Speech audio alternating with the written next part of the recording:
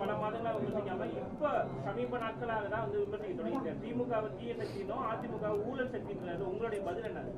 Sir ஊழல்னா என்னன்னு எனக்கு தெரியலையே. ஊழல் சக்தினா என்ன, யார் குறிப்பிட்டு சொல்றாரு? நீங்களா ஒரு கற்பனை பண்ணிக்கிட்டு இவர் தான் சொல்றீங்க. தீய சக்தி ஊழல் சக்தி யாரை குறிப்பிட்டு சொல்றாரு?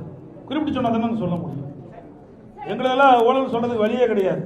மாண்பு அம்மா அவர்களை ஏற்றுக்கிட்டார். ரோல் மாடல் அம்மா பேரை சொன்னாரா இல்லையா? புரட்சித் தலைவர் எம்ஜிஆர், மாண்பு அம்மா ரோல் மாடல் சொல்லியாச்சு.